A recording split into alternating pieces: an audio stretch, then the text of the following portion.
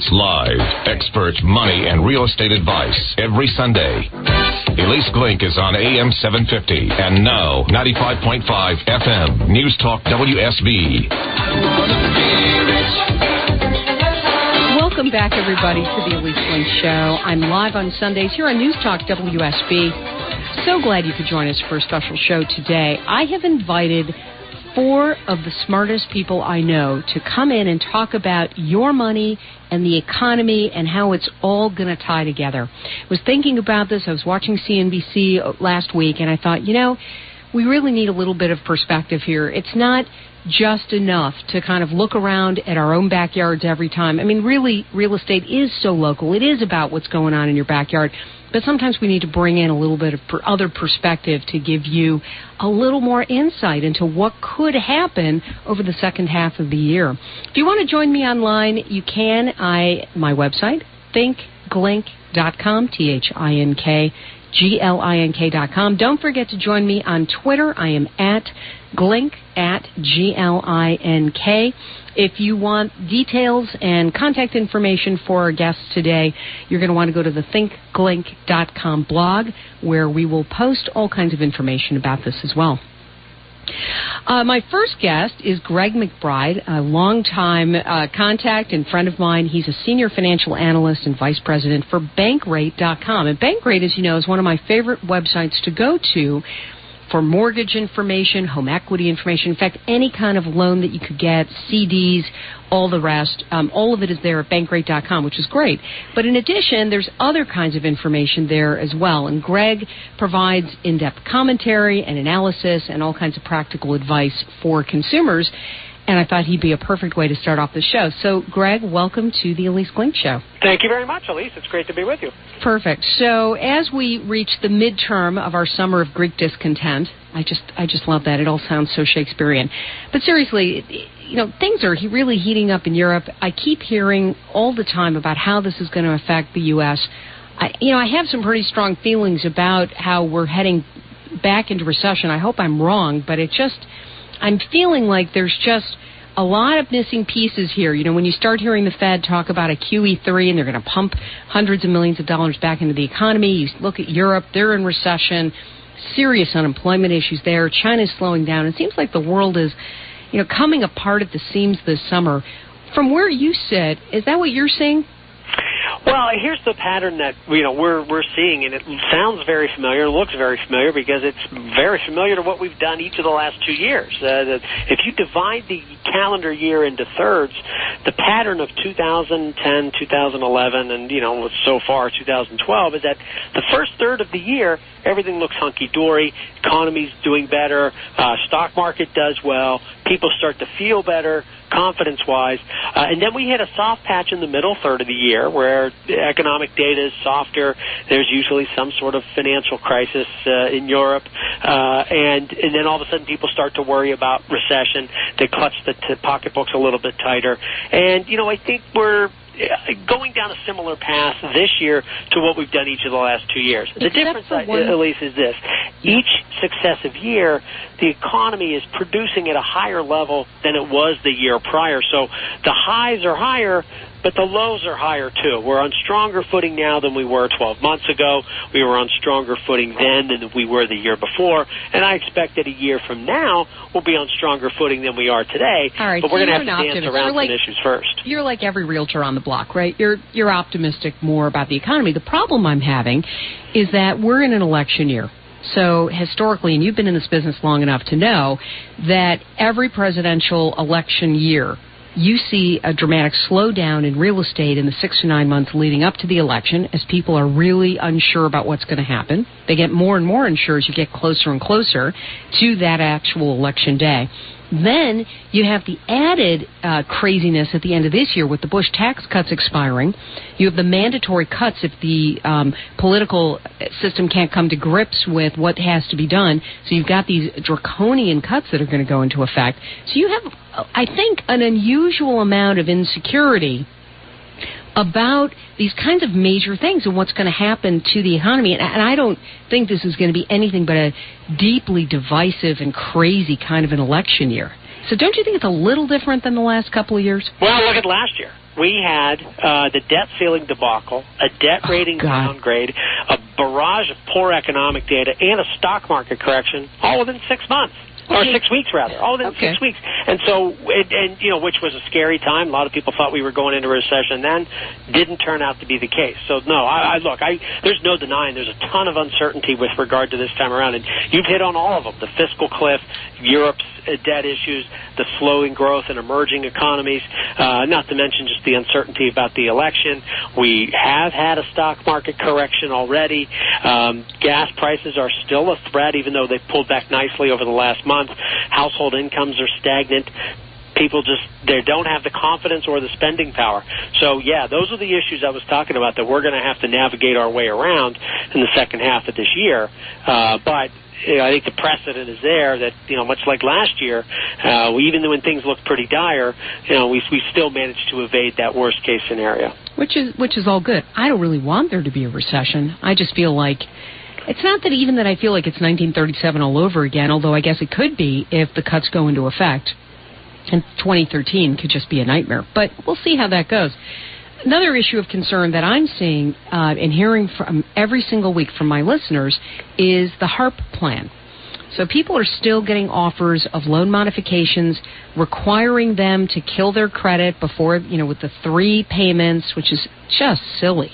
We had a woman call the show last week, and she said, yeah, I've been offered a loan modification. It's so good I can hardly believe I'm getting it offered, but they said it's a temporary and I have to make 3 on-time payments, but I've been on time all the way. They're going to report me as negative, and the payment required is half of what I've been doing. So if I've been managing $450 a month, and now I'm going to pay $225, what's there to guess at?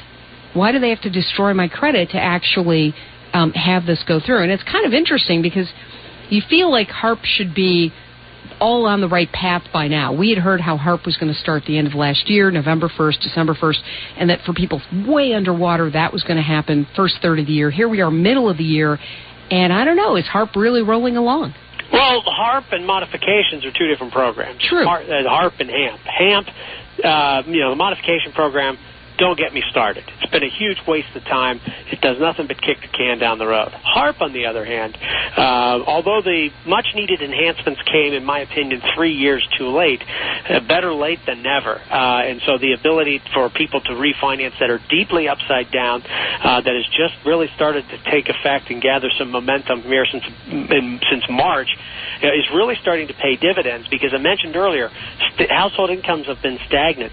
People's spending power is really crimped. And so refinancing that mortgage at today's ultra-low mortgage rates, and they've never been lower, is going to put some extra money in people's pocketbooks that they're not getting from their paychecks. So it's a very significant, not only in terms of creating a little bit of breathing room in household budgets, but getting people out of loans to which they're ill-suited, getting people out of an adjustable rate mortgage into a fixed-rate loan, putting people in a situation where they have the permanent payment affordability of a fixed-rate mortgage, and it's going to avoid a preventable foreclosure down the road. I mean, you talk about keeping people in their houses. HARP, the refinancing program, rewards the right people. It rewards the people that have been making their payments on time all along, and just gives them the benefit of being able to refinance at today's low rates, even though they're upside down. But not everybody can do it, and not every lender is doing it.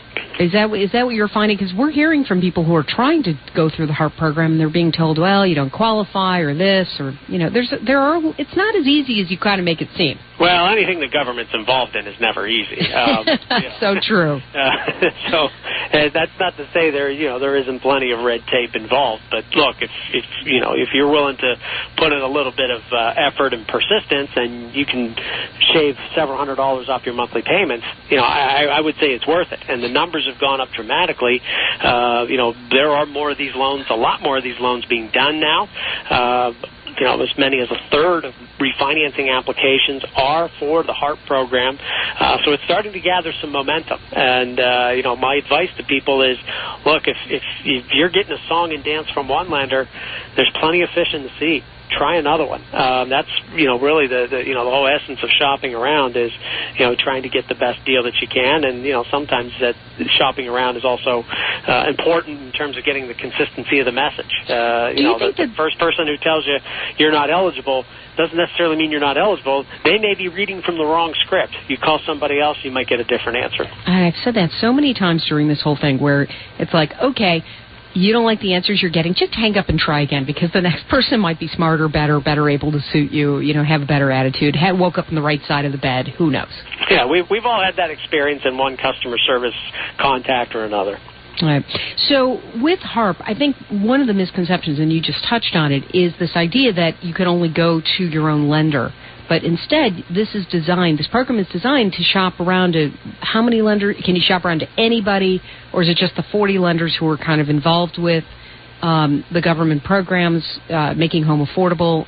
There's about, I think, 40 or 42 lenders there. What are you hearing? Well, the bulk of these are being done through the largest lenders. I mean, that's where most people are currently have their loans being serviced. In other words, who they're making their payments to every month. But that's not to be a barrier for you shopping around and trying to secure a better deal. So, although there tends to be a log jam at the top in terms of the largest lenders, they're doing the most loans. That doesn't mean that your field is necessarily limited to 3, 4, or 5 names. There are a lot of smaller lenders that are very eager to do business in this area, and that's again why it really pays to shop around, and that's how you're going to uncover the best terms. So let's talk a little bit about the shadow inventory. This is sort of the amorphous dark hole of people who are so far underwater they might just walk away, or people who have made a payment in 3 years, 2-3 years. They're just sort of waiting for their number to be called at the foreclosure auction. Where does that stand? Because I actually saw a number the other day that suggested that maybe the foreclosure inventory is far smaller than people were imagining. I mean, I've seen numbers as high as 4 million that are possible foreclosure inventory. The number I saw the other day was something under 400,000. What are you hearing? Well, that shadow inventory is still, still a serious concern, and that's really going to, I think, keep a lid on prices, just because of that overhang of distressed properties that really have to work their way through the entire foreclosure pipeline before we can get those properties turned over, get people that aren't paying out, and get people that will pay in. That's really the essence for recovery in the housing market. It's just going to take several years because, despite record low mortgage rates, despite a sharp drop in home prices and some of the best prices you've seen in a decade and best affordability you've seen in decades, people just aren't confident enough to buy houses because a lot of that economic uncertainty that we talked about earlier. So the inventory is still significant, and it's coming onto the market at a very slow pace. And all the sales have picked up. They're still at a fairly slow pace. So that just suggests that it's going to take us, longer in order to work through that backlog. Which is good. Greg McBride is a senior financial analyst and vice president for BankRate.com. Greg, I'm going to have you back in about a month to talk and see if we've made any progress as we sort of move forward in this. So you'll have to watch the markets for us. Let's hope. All right. Greg McBride, you can find him at BankRate.com. They have a BankRate Money Makeover series, and Greg helps consumers plan for retirement, managing debt, and developing appropriate investment allocations, asset allocations. It is so important.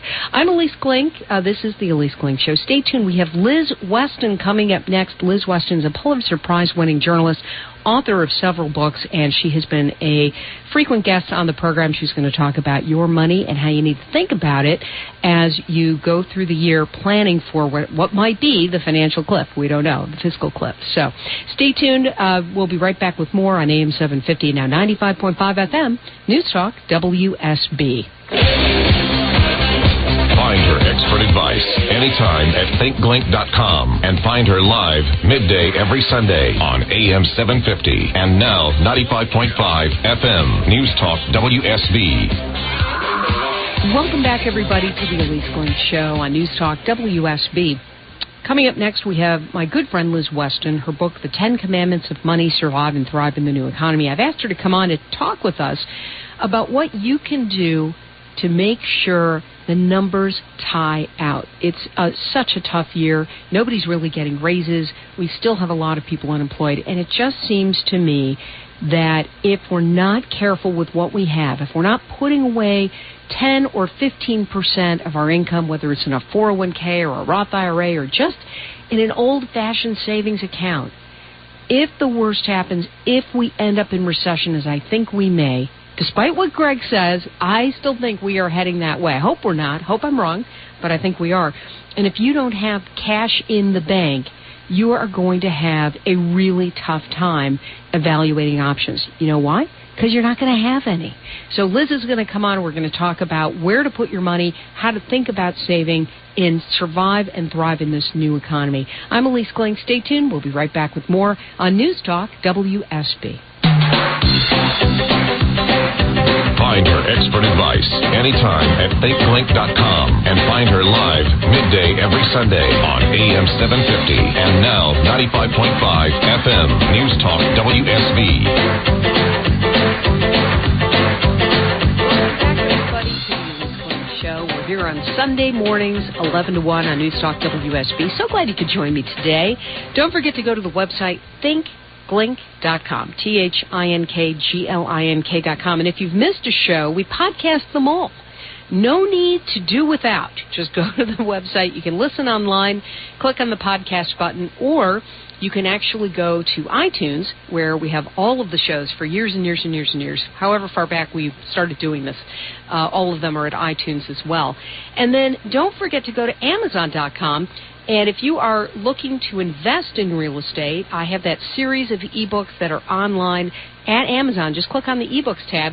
And there's also our best-selling ebook, The Clutter Collector, How to Organize Every Single Thing in Your House. You might find that helpful as well. And if you do, you can buy it right then and there. Always happy to have you shop at Amazon. All right, we have Liz Weston with us. She is the amazing Liz Weston. She's the author of the new 10 Commandments of Money, Survive and Thrive in the New Economy, and several other books, including Your Credit Score.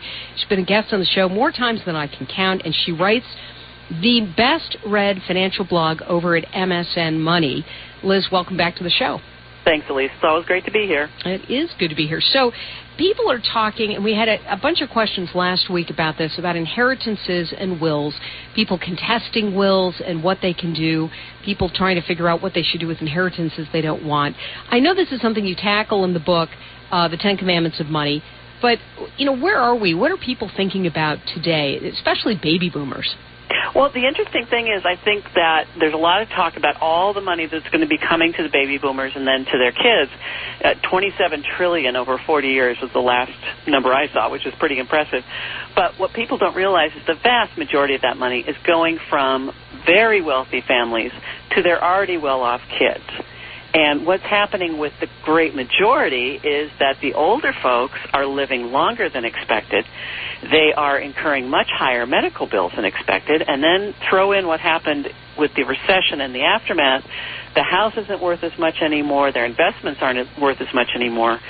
So what I'm seeing is kind of a turn from, what will mom and dad leave me, to, am I going to have to pay for mom and dad? Are my parents going to be moving back in with me? It's like the sandwich generation. Things that people didn't really think about, I don't think, too much a couple of years ago. No, it's that whole sandwich generation thing that we've been hearing about for years and years, but now it's suddenly on your doorstep. Exactly, and you don't want your parents to suffer, obviously, and you want to take care of them, but you've also got kids to get through college, you've got your own retirement to think about, and it can be a real squeeze. And we may see a lot more multi-generational households going forward, because that used to be the norm. I mean, think about the Waltons with Grandma and Grandpa living upstairs or whatever. Good night, John. John Boy. Good night, John Boy. Exactly. Right. So it's actually been a fairly short period of time where seniors had the wherewithal to live on their own. They have Social Security and they have Medicare, and those two things just revolutionized how seniors could live. But now we're seeing a lot of strains on the money that's there, so more people are going to have to think about, not just the fact that they're not going to get anything from mom and dad or very little, but that they may have to support them. And then if there is anything there, your parents are living long enough that if one of them dies, the other one very well could remarry. and you could be looking at, splitting an inheritance with somebody who's about your age. So there's a lot of complications going on here. Yes, I'm definitely seeing more women marrying younger men. So that's what you meant, right, of course? Absolutely. So it's interesting to think about in terms of housing, because, on the show we talk so much about real estate, but I'm seeing people who are inheriting houses that they thought they were going to get free and clear. And not only is the house not free and clear, right, because the baby boomer went out and remortgaged it maybe 10 years ago or 3 years ago or last year right before they died, but the house has dropped in value dramatically. And so many of these houses are either sort of at par, where they're worth about what the mortgage amount is, or they're worth less than the mortgage amount. And it's kind of a big wake-up call for people who thought they might have a paid-off asset worth a couple $100,000, and what they have is actually a big fat hole that paying off that mortgage could eat into other assets that there are in the estate. Yeah, and they have to, realize, obviously, the mortgage comes with the house, and that's kind of, as you said, a wake-up call. People think they're getting this asset, but no, the mortgage comes with it. So you can, there's a lot of different things you could do. You can just let it go if you want. If you're not on that mortgage, you don't suffer the foreclosure and the credit score damage on your credit. But I think a lot of people are going to want to figure out some way to hang on to the family home, or maybe, hope that equity turns around and they'll actually build up some equity over time and home prices will go up and it'll be a decent thing. But, if you've got a contentious family relationship where you guys don't get along anyway and you add in an underwater house to the deal, it can get pretty ugly pretty fast. I think it can get pretty ugly. I think it is already getting ugly. Yeah. Out in the coast, where I know you live in the Los Angeles area, the coast of California seems to be recovering better than a lot of other markets in the country. Internally in California, sort of in the interior, it's dreadful, and you've got very high unemployment. Housing prices are really in the toilet. But you are seeing some places around the country where that's starting to improve. So maybe, to your point, some of those housing values will come back. It's just, I think, a little bit scary. What else do you have, are you seeing out there for maybe the younger baby boomers or the Gen X, Gen Ys who are sort of coming up now? They're too old to go live at home with mom and dad, but they are starting at the older end of that, starting to see them come back around. And they're supposed to live even longer than their parents. What's the outlook for them? Well, this is why, and I'm sure you do this too, Ilyce, that we constantly talk about retirement savings, because I think a lot of people are getting started too late with this. And Roger Ibbotson did some really interesting research on retirement savings and how much it really takes to retire and not have a huge drop in your lifestyle. And basically, if you haven't gotten started by the time you're 35, it's really, really tough to catch up. And that's going to be really depressing for some people to hear. Well, we don't want them to not do anything. Should they just throw up their hands and go, I shouldn't even bother? Anything you save is going to help, obviously. But this is the message for the younger people, the people under 35, is don't put it off. Retirement is going to come. 80% of us make it to retirement age and beyond. So you're going to need to provide for yourself. Mom and Dad probably aren't going to be able to help you. It's going to be up to you. Social Security is going to have to change somehow. It probably will be there, but maybe in an altered state. So you really can't mess around with this. You really got to make a focus of putting that money away from retirement. And unfortunately, it means making some tough decisions. Maybe you can't help your kids with college expenses as much as you wanted to, or other education expenses. Maybe you can't help them with a down payment. A lot of families like to do that, and they want to pass that money down. But if you're not saving enough for retirement, unfortunately, you got to put yourself first. And just think about it this way: that they can always get loans for their education. You can't get loans for your retirement. And they don't particularly want to have you moving in with them because you're old and impoverished. So try to take care of yourself, set a good example, and do start saving. Even if, you got wiped out once, you can always start over. Anything you save is going to help. Well, this week, the Census Bureau released its numbers showing a 35% drop in net worth for the median U.S. household between 2005 and 2010. It's really a rough decade, right? And financial assets minus debts, right? So net worth fell from about $103,000 in 2005 to $66,000 5 years later. Oh, and if you look at the 35 to 44-year-old group, it's even worse. They took a 50% hit. So they really took it in the teeth. So that's, obviously some of this they've recovered some of their equity in their home, they've recovered some of their investments. If they stayed invested in the market, things have improved somewhat. And as I said, it does look like in some markets that real estate prices are turning around. But yeah, that's a huge hit to take at a very difficult time for a lot of these families. It is, and I wonder, are people worried about recovering? I mean, are you concerned that they're not going to be able to recover? Because I talked to some people, and everybody just feels so. The folks I talk to, they're so despondent. They're like depressed about it, and it's very hard to gin it all up again and try and get back in the savings mode when you've watched, $40,000 evaporate in thin air. Nothing because of what you've done, but simply because of what's happened all over the place. Yeah, and I think we need to remember that as human beings, we tend to think that whatever happened in the recent past is going to keep happening forever into the future ad infinitum, amen. And that is not reality. Things always change. I mean, when we have that attitude during booms, that's what fuels bubbles. Everybody thinks, oh, this is just going to keep going up and up and up. When this is classic for a recession and post-recession, everybody thinks things are just going to keep getting worse. And the reality is, no, they're going to change. And the younger you are when this happens to you, the more time you have to recover. Where you start getting worried is if you're in your 50s and you've taken a big hit and you haven't, started recovering, started amping up that savings rate to help replace some of that money that came back, then it's not like you're looking at not retiring because you're going to have to quit work someday. You may be looking at a retirement that's very different than what you thought you'd have. And adjusting to that and adjusting your expectations is going to be tough. But, you can't get there if you don't try at all. Well, if you just throw up your hands and say, whatever, then you're going to have a retirement that consists of $1,000 a month from Social Security. If you can live on that, bless you. If you need a little bit more, it's going to have to come through your own efforts and your own saving. I just wonder, the stock market is nearing its highs again. It's back to where it was. It's nearly at 13,000, and yet, we're all still down like 30-40% in our 401ks. And I don't know about you, but I haven't really changed my allocation. So I guess I'm not really sure why things are happening the way they happen. But you're right. If we don't start rebuilding, it's, time passes pretty darn quick. I know your daughter is just getting old before your eyes. My kids are like, 6 feet plus tall, and I can't even see the top of their heads. So their time is passing, and if you don't get started, it's just not going to happen. You are listening to Liz Weston, a great friend of the show. Her latest book, I should say, is called The 10 Commandments of Money, Survive and Thrive in the New Economy. You must get a look at this book. Go to Amazon.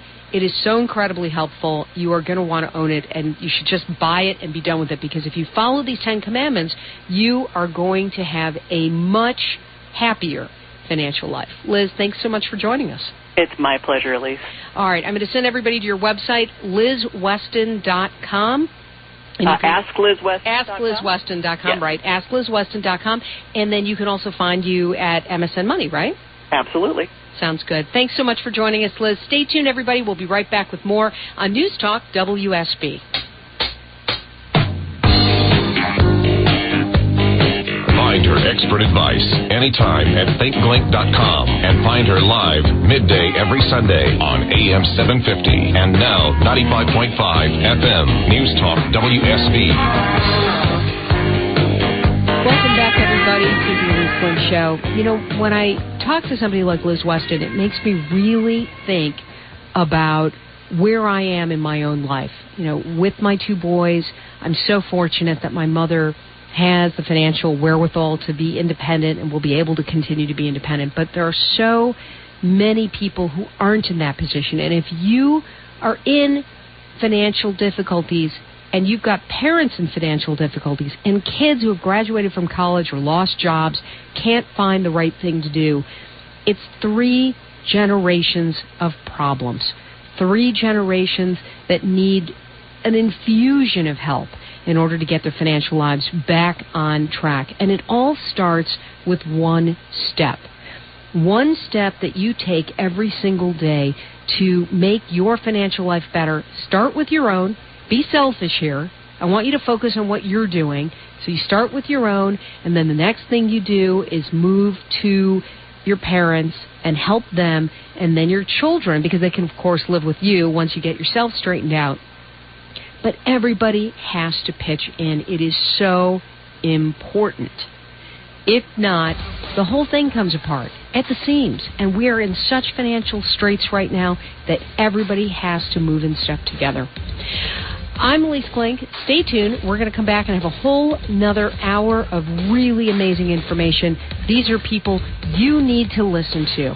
Stay tuned to News Talk WSB.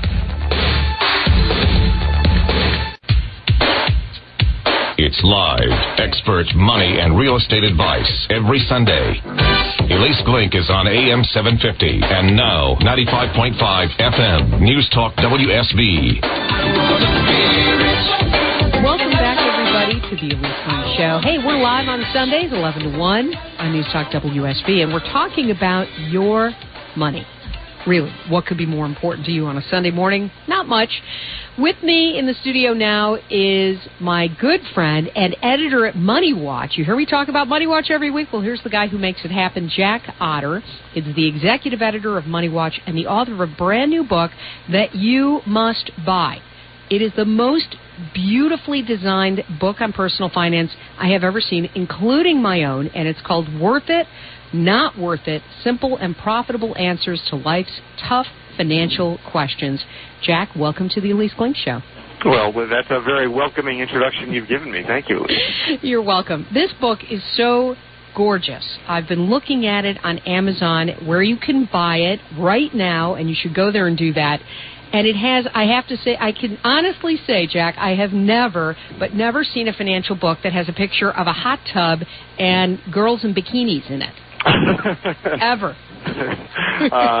Well, radio's great. If this were TV, we could say it's not only pictures of hot tubs and girls. There must be some good-looking men in there, too, somewhere, I think. I don't know. I think Getting Started, which is what is over that picture, covers up the guys. But there is a really gorgeous picture of a lion. And I'm all about lions because I was... And some cute puppies. And some cute, right? There's some cute puppies. But really, the design is so engaging. And what I wanted to do is just talk to you a little bit about this book, because the whole concept behind personal finance is keeping people awake long enough to have the information imprinted in their brain, right? And this book does that. Exactly. I mean, there is a lot of great financial information out there. You and I know many of the authors who've written these books. The problem is that most of them are in the format of a novel, and that's a great format for The Great Gatsby. And unfortunately, it doesn't really work for personal finance in a lot of cases because people don't want to spend that much time learning about this stuff. They probably should, but they're busy. We've all got families and jobs and everything else, and so they end up buying those books and then just leaving them on the shelf and never opening them. Well, this book really, I think, tells your magazine roots, because it looks like a really slick magazine. Well, I laugh because I think you're exactly right. Yeah. In many ways, this is about 100 short magazine articles in a book. Right, which is actually very useful, and it's what people are used to reading these days, which is why, the blogs on Money Watch work so well, right? You read one of my blogs, it's 500 words, you've learned something. If you really want to learn more, you can click to the other articles. It's all exactly. Good, and it works beautifully. But what you bring to this project, and I don't think people really understand, is this tremendous history you've had editing and writing for financial magazines. So you were at Money Magazine for a long time, I think, weren't you? It was actually Smart Money Magazine. Smart Money. Yes, very similar. I get them both. I've been getting them both for years. Exactly. But so you were at Smart Money for years. You've been at Money Watch for the last 3 years that I've been here. Yep, exactly. And I was I handled personal finance at a rodeo publication called Best Life, a good magazine that was taken out of circulation and now is coming back. Oh, well, it's always good to have a rerun, I suppose, especially if you're in the TV business. But let's talk a little bit about some of your favorite things with this, because in addition to the design, which is absolutely amazing, and the use of color and the humor, which I think is fantastic, and hopefully Jon Stewart will listen to my radio show this week. Sometimes he misses it, but hopefully he's listening this week and will invite you on, because I know you asked him to do that in your acknowledgments. Yes, I did. I think that would be a good venue for the book. Also, he cracks me up. What can I say? I know. He's a pretty funny guy. But you'd have to give him all of the money puns, which is, So some of the things that we talk about on the show every week are the finances surrounding sort of shelter, as you call it in your book, which is Chapter 2 for you. And I think it's sort of interesting that you put shelter right at the top, because there has never been a better time to buy a house, and yet there are millions of Americans who are way underwater. We talk about it every week on our, my Money Watch blog. But I think there's some real dichotomy going on here, where you've got people who should be out buying and people who should be paying down their loans and trying to rebuild that equity as quickly as possible. Where do you come down on it in the book? In terms of whether to buy a house? Yeah. Well, I'm come down strongly in favor of it, but I'm going to start with the caveat that I give, and you and I have talked about this. While there are so many reasons to buy a house right now, which we can go into, I think there's still, believe it or not, after the crash, there is still a sense that everyone has to buy a house, that you're not really a grown-up until you've got your first mortgage. And I push back against that a little bit, and I urge people to think about their life circumstances before plunking down that down payment, and decide whether they might need the flexibility of being a renter. One of the problems with the employment situation right now is that people can't move for jobs because they can't sell their house because they're underwater. So rather than risk getting into that situation, be a renter, and then if a great job is offered to you and it's halfway across the country, that's no problem. You just break your lease, pay a small penalty, and you're off. Now, all of that said, the best argument, I think, for buying a house is what an economist's description of a house was, and that is a piggy bank that you live in.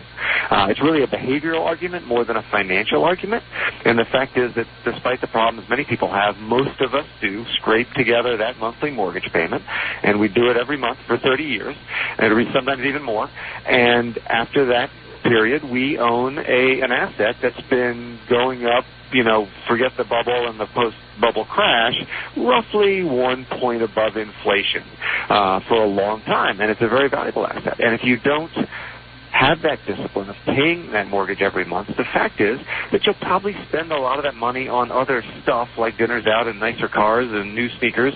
And at the end of 30 years, instead of having a very valuable asset, you have an asset you rent, and you don't have any more savings than you would have the other way. Well, let's talk about savings for a minute, because when I started the show, I talked about how I really believe there's a very good chance we could head back into recession. And I hope I'm wrong. I just feel like there's a lot of uncertainty with the election coming up. We've got the fiscal cliff that we just talked to Greg McBride of Bankrate about a little earlier. And the idea that we are so uncertain, businesses are uncertain, people are uncertain, people who've had jobs are worried about losing them, people who've been unemployed for 3-4 years are calling the show looking for guidance. There's just so much uncertainty, and yet, if you aren't putting money away, if you aren't disciplined enough to be saving, whether it's in a 401k, a Roth IRA, just in a savings account, I'm not sure you're going to have any of those options. What do you talk about when you talk about savings for people and what to do and how much to put away? What's your advice? Well, let's see, a couple of points. I mean, I think the very basic idea is the one that was in the Millionaire Next Door. Another great finance book. Been around a little longer than mine. And that is the idea that it doesn't make so much difference how much you earn, but it's that you spend less than you earn. And that the common thread among millionaires was not high incomes. It was that they all spent less than they earned. So whether that means setting a very strict budget for yourself and doing it that way, or just taking a hard look at every single purchase, and instead of thinking, why do I need this, think, how can I live without it? And if that's the bar that you have to clear before you buy something, there's a good chance you'll be living below your means. So for college students, when they graduate, what that means is continue to live like a college student when you get out of college. Don't jump and think that your new rental home has to be furnished perfectly. Instead, maybe stay with your parents for a while and put away those first few paychecks. If you're a little bit older, buy a used car instead of a new one. Maybe it's a gently used car, but instead of always getting the shiniest thing. And this is from a guy who still watches a tube TV when he has time to watch TV. So I do practice what I preach to a certain extent.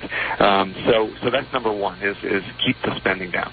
In terms of rules of thumb for saving, it does depend a lot on the individual circumstance, but certainly maxing out your 401k is kind of the first step, not the ultimate goal, but that ought to be where you start, frankly. And then if you can put away more in either a Roth or a traditional IRA, that's great.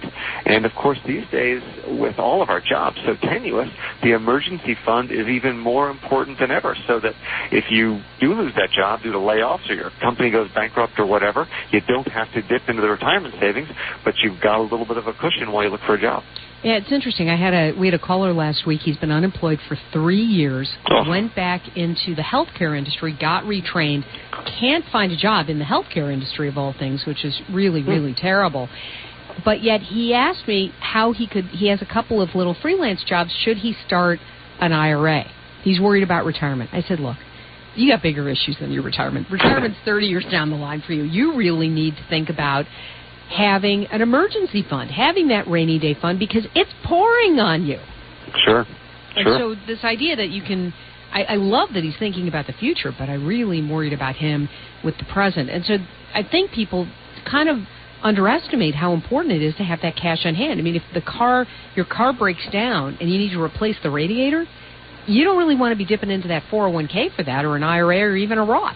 Yeah, exactly. And the fact is that especially if you if you're a homeowner and you have a car and therefore a washing machine and a refrigerator and a stove and a roof, one of those things is going to break in the next 6 months. The roof's it all broke for me at year 10. Yeah, exactly. We redid our house, and like year 10, every single appliance in the kitchen died except the stove, and that needed some fixing.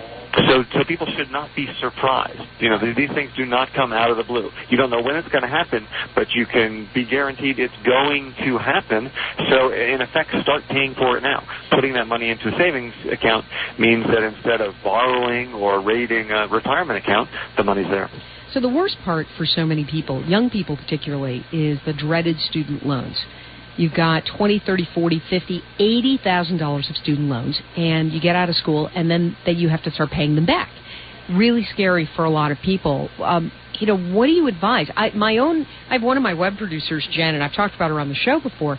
She came to me right out of grad school, $80-something thousand in debt, and 4 years later, she's paid off all but $25,000 of it. Wow, that's impressive. That's great. It's impressive, and she's practicing exactly what you're preaching, which is, man, if I don't absolutely need to do that, I'm not doing it. And in addition to that, she's managed to buy her first condo. So it is possible to do this. What are some tips that you have for folks? Well, I actually, in the book, I start off with the question of, do you even need to go to college? And the answer is yes. Oh, good. I'm glad. I thought we were going to have a Mitt moment for a moment. No. And the simple reason is this: as expensive as it is and as painful as it's going to be to pay off those loans, the one statistic that I think just sort of wins the argument hands down is the unemployment rate for college graduates right now is 4.1%. Compare that to the national rate of a little bit over 8%, and of course in some states it's much higher than that. So clearly in this economy, and it's going to be even more important in the future, you're going to need that college degree. So how do you get it without going into debt for the rest of your life? One neat trick, and this really only works frankly for disciplined students, but if you can go to a community college for 2 years and really put your nose to the grindstone, get good grades, you can transfer to a 4-year college. You'll have that 4-year degree, but you will have essentially gotten it for 2 years and change. And it only matters. It only matters where the degree is from. Great point. Yeah. And also, as hard as it is to think about this when you're a high school student, you do have to think realistically about what your job opportunities are going to be when you get out from your chosen career, and what kind of a debt load you can handle. So, if your finance is your thing, and you are able to get into a great school and have a decent chance of getting one of those Wall Street jobs, you're in a very different position from somebody who plans to become an elementary school teacher. And so maybe then the debt that you take on is worth it rather than not being worth it. Jack Otter is the author of Worth It, Not Worth It, Simple and Profitable Answers to Life's Tough Financial Questions. It's an amazing book. It is the most beautifully designed financial book I've ever seen, and you should buy it right now on Amazon.com. Jack, thanks so much. It's been great to be with you, Ilyce. I will chat with you on Money Watch on Monday. Stay tuned, everybody. We'll be back in a moment with more on News Talk WSB. Find her expert advice anytime at thinkglink.com and find her live midday every Sunday on AM 750 and now 95.5 FM News Talk WSB. Welcome back, everybody, to the Ilyce Glink Show, News Talk WSB. I just want to give you, for all of those who just tweeted me wondering what the name of the book was, we had Jack Otter, as in the animal, on with us in his new book, which is fabulous. Worth it, not worth it, simple and profitable answers to life's tough financial questions.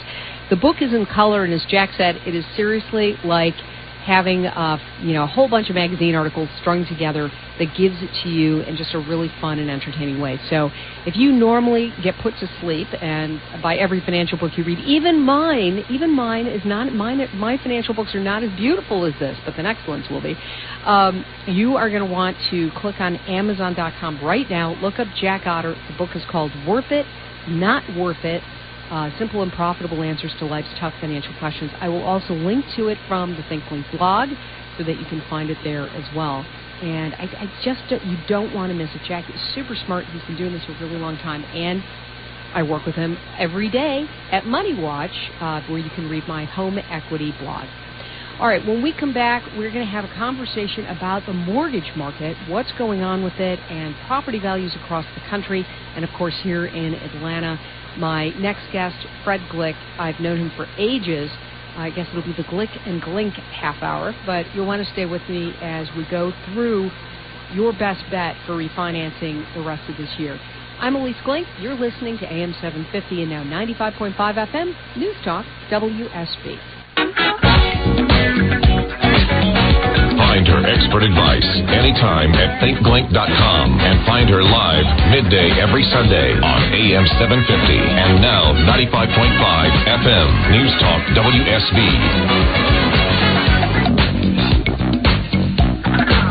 Welcome back, everybody, to the Ilyce Glink Show. We're live on Sundays, every Sunday, 11 to 1 on News Talk WSB, talking about real estate and your money and helping you make sense of your single biggest investment. Whether you're buying or selling or investing, there is so much you need to know in order to make the smartest move possible. And that's what we want you to do here at the Ilyce Glink Show. You can join us online, thinkglink.com, thinkglink.com. Don't forget, while you're there, to sign up for the free weekly newsletter. We have something cool going on every single day, and we want you to be a part of that. You can also join me on Twitter at Glink, at Glink. Fred Glick joins us now. He is the president and CEO of U.S. Loans Mortgage and U.S. Spaces. He is a mortgage lender and a real estate broker. He has been watching the mortgage and real estate markets for a very long time, and he's been, I think, a guest on the show at least once or twice, but I'm happy to have him back. Fred, welcome back. Thanks, Ilyce. Thanks for having me here. Sure. All right, so one of the things that we talk about every week is that we are at virtually the lowest mortgage rates in history, and yet every week I look at the number of originations, and it seems to also be at an extraordinarily low level.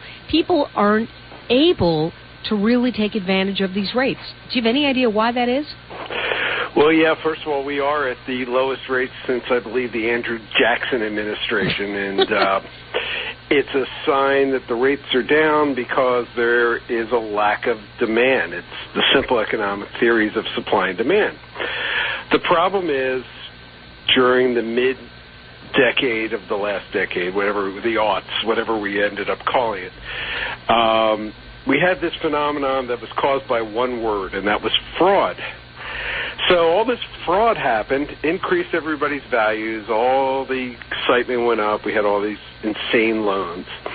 And now we've gone from being all the way to the far left-hand corner of the underwriting scale to now all the way to the right-hand corner of the underwriting scale. So the lenders are scared to make loans because they think that Fannie Mae and Freddie Mac and FHA and VA won't buy the loan or make them buy it back because of one thing that is ridiculous.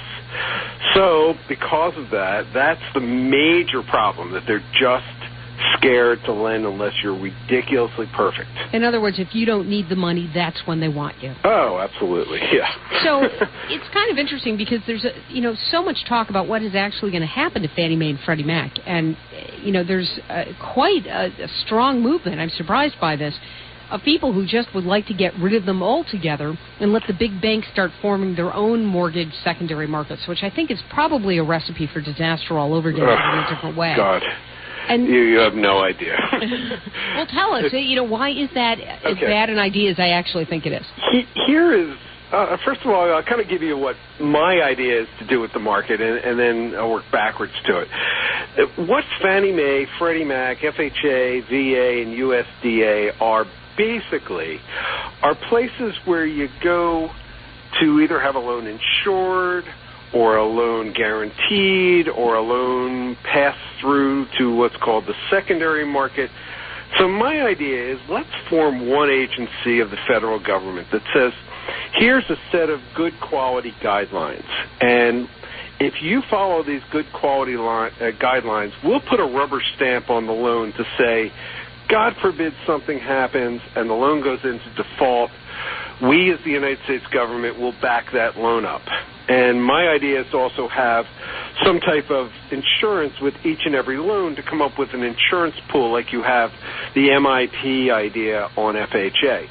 This way, no matter who makes the loan, it can get the stamp of approval going through the computer system, eliminate all the massive amounts of people in these agencies, and then the mortgage-backed security market will be happy to sell the paper to people, to organizations like the pension funds of Norway or the Chinese banks.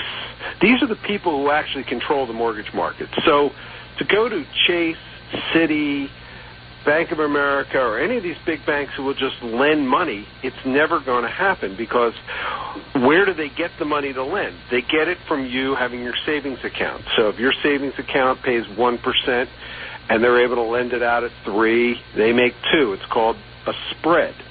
But the problem is, just like what happened in 1979, 1980, rates went up to 18%. So if they're sitting on the books with 3% mortgages and they have to pay you 18% for a CD, well, they're negative 15% and they go out of business. So that's why this whole thing of selling the loans off came into fruition. Now, the banks do get a fee every month for what's called servicing a loan, taking the mortgage payment. So really, Bank America is not really your lender. All they are is a place to send your mortgage to, and then they send the money to Fannie Mae, who then sends it to the mortgage-backed security number 1074739. Yeah. That's owned in part by the pension fund in Norway. Right, but the real issue, though, Fred, is this idea that somebody's got, some company, some entity has to securitize these mortgages. Somebody has to stand behind them. The talk of, getting rid of Fannie Mae and Freddie Mac, which have worked okay, except that by being quasi-private, I don't know where everybody was asleep at the switch when the CEOs were starting to collect like $18 million a year for doing essentially nothing. Managing this has got to be some sort of a government-backed entity, or I can't even imagine what you would put into place that would work just as well. It's really just, we have to look at the computers. And the computers, the big black box that says, okay, let's do this loan or not do this loan. Let's guarantee this loan through these guidelines or not. And it's got to be common sense. You can't do away with FHA mortgages. That would absolutely just destroy the housing market. They're a big part of the first-time buyers. Same with VA. As a matter of fact, a lot of people don't know VA has the lowest amount of foreclosures and delinquents of any source, and they were 100% financing.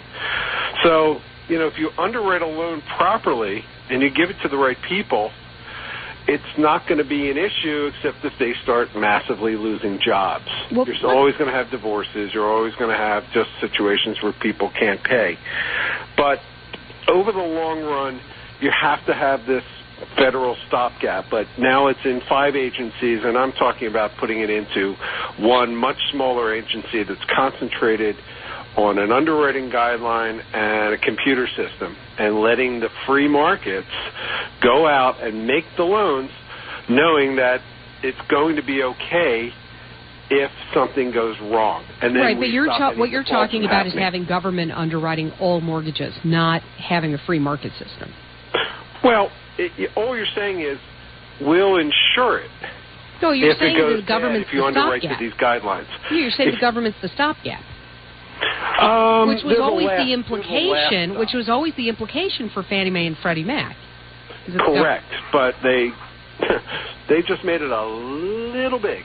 I see. So you want it to be a smaller amount that the government is actually backing. It's interesting. I just don't know how it's going to work. A mini-me version of Fannie, let's call it.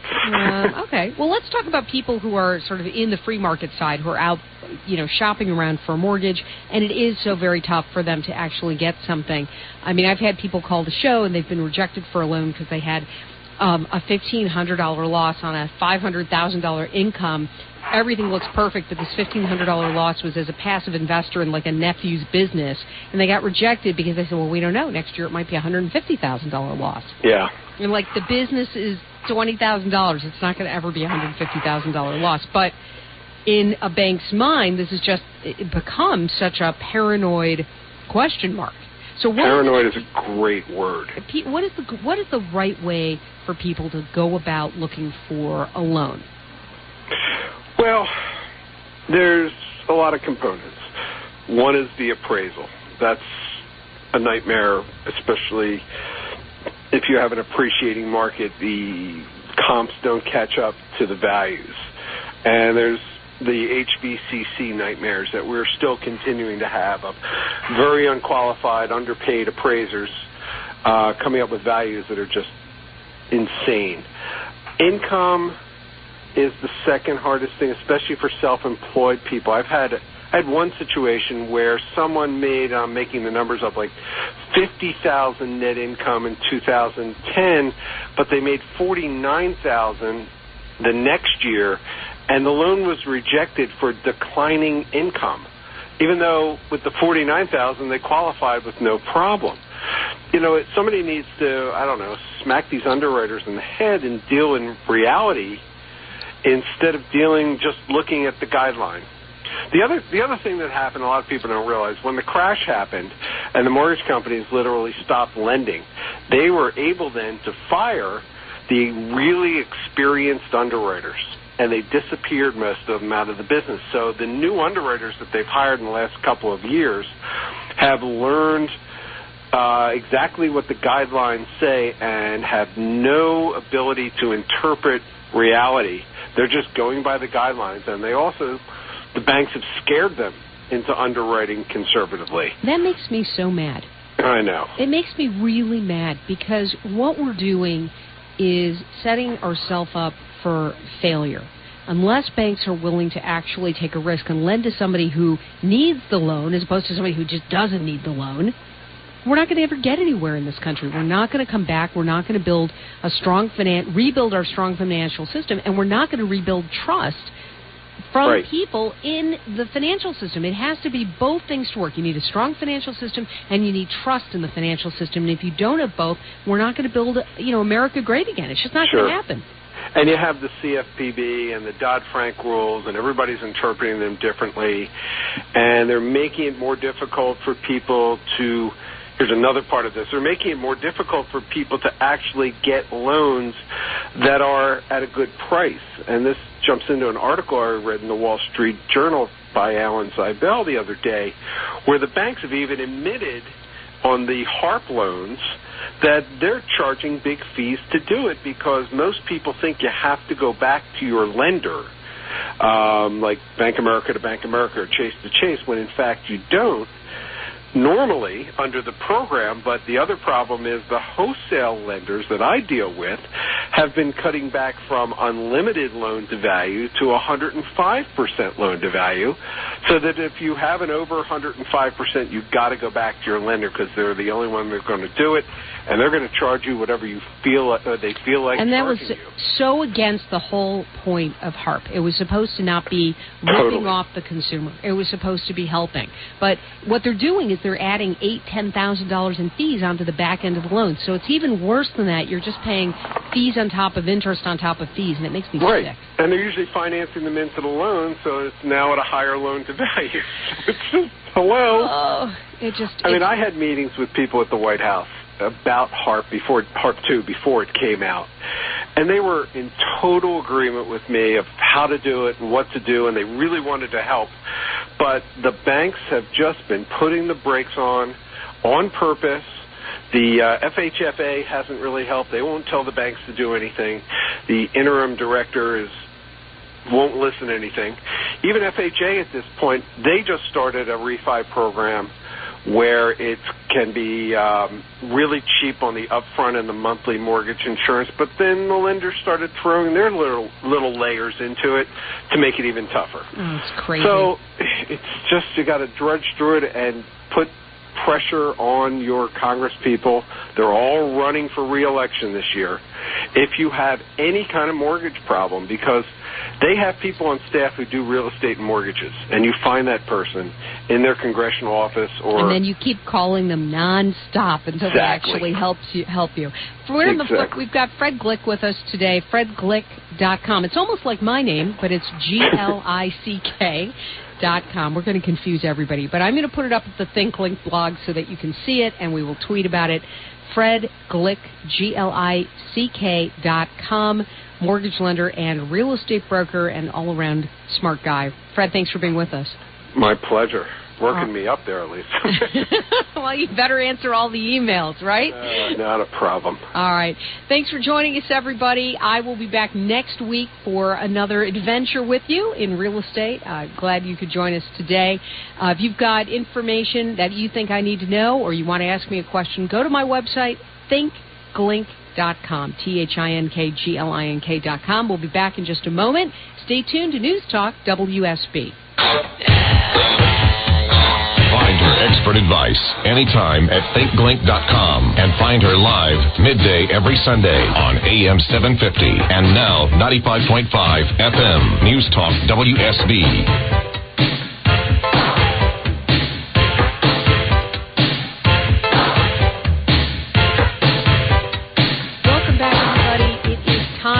That time again, the music's playing, and that means that our time is up. But it has been a great show. I hope you've learned as much as I have. It is just always good to have really smart people around to tell you and reconfirm what you already know inside that you're supposed to be doing, which is being smart with your money and your home and all of the things that go with it. I'll be back next week. In the meantime, don't forget to check out my Twitter feed. Go to moneywatch.com. And don't forget to check out the Equifax Finance blog. There is so much going on there we want you to share in it. Have a great week, everybody. See you soon.